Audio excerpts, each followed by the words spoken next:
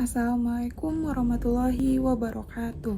Perkenalkan, nama saya Zahra Aliftia Yaza dengan NIM 15012233392. Saya berasal dari kelas AB 46BA1.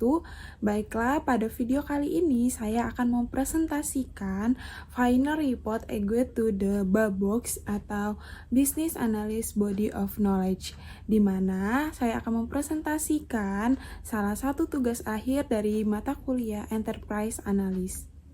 Kalau kamu mau jago di bidang analisis bisnis, ada satu buku yang wajib banget kamu tahu, BABOK. BABOK itu singkatan dari Business Analysis Body of Knowledge. Anggap aja ini buku panduan paling lengkap buat para analis bisnis dimanapun. Di dalamnya penuh dengan konsep dasar, tugas-tugas, dan keahlian yang kamu butuhkan kalau kamu serius mau sukses di analisis bisnis. BABOK ini dibuat oleh para ahli dari seluruh dunia dan terus diperbarui biar sesuai sama praktik terbaik di dunia nyata. Jadi, entah kamu masih mahasiswa atau udah profesional berpengalaman, buku ini kasih kamu bahasa yang sama. Jadi semua orang ngerti apa yang dibicarakan. Gak ada lagi kebingungan atau istilah-istilah yang bikin pusing. Tapi, BABOK ini lebih dari sekadar buku teks biasa.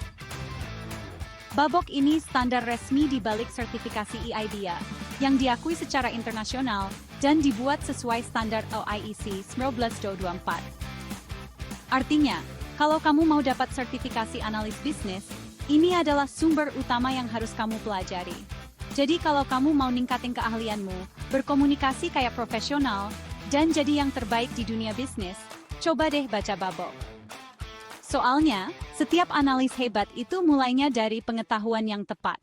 Baiklah, pada chapter pertama atau bab pertama yang membahas mengenai analisis bisnis, di mana analisis bisnis sendiri merupakan proses penting untuk mengidentifikasi kebutuhan organisasi dan menentukan solusi terbaik terhadap permasalahan yang dihadapi.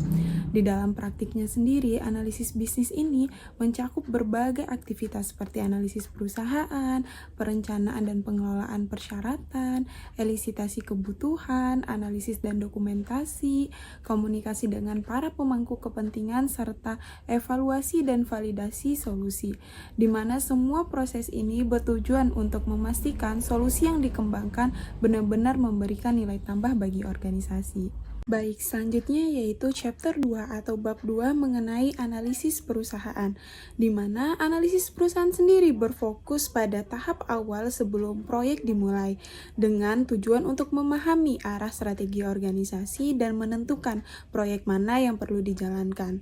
Kegiatan yang dilakukan meliputi perencanaan strategi, pengambilan arsitektur bisnis, studi kelayakan, penentuan ruang lingkup proyek, penyusunan kasus bisnis, penilaian risiko awal, serta penyusunan paket keputusan, di mana dari hasil proses ini digunakan untuk memprioritaskan dan memilih proyek yang paling sesuai dengan tujuan jangka panjang sebuah perusahaan.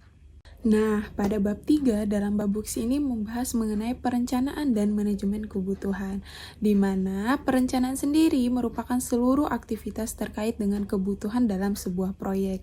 Analisis bisnis yang bertanggung jawab dalam menyusun strategi tim kerja, mengidentifikasi peran-peran yang menjadi kunci, serta mengelola risiko dan perubahan yang mungkin terjadi selama proses berjalan. Selain itu, pendekatan terhadap perencanaan ini juga mempertimbangkan metode pengembangan sistem yang digunakan dan jenis proyek yang dikerjakan agar kebutuhan dapat dikelola secara efektif dan efisien. Nah, selanjutnya yaitu chapter 4 atau bab 4 mengenai elisitasi persyaratan, di mana yang dimaksud dengan elisitasi persyaratan sendiri adalah proses menggali informasi dari para pemangku kepentingan untuk memahami apa yang benar-benar dibutuhkan. Dalam analisis bisnis menggunakan berbagai teknik seperti wawancara, observasi, diskusi kelompok, analisis dokumen, prototype, hingga survei untuk mendapatkan data yang akurat. Informasi yang diperoleh kemudian digunakan sebagai dasar dalam menyusun dan mengembangkan solusi yang relevan dengan kebutuhan pengguna. Baik, selanjutnya yaitu kita akan membahas chapter 5 atau bab 5 mengenai analisis kebutuhan dan dokumentasi, Setelah kebutuhan diperoleh, langkah selanjutnya yaitu kita menganalisis dan mendokumentasikan secara sistematis, di mana prosesnya meliputi dari penyusunan paket persyaratan, pembuatan model bisnis, analisis kebutuhan pengguna dan kualitas layanan, hingga identifikasi asumsi dan batasan sistem. Dokumentasi ini juga harus berfungsi dan divalidasi agar dapat digunakan oleh tim pengembang dan pemangku kepentingan lainnya dalam tahap implementasi.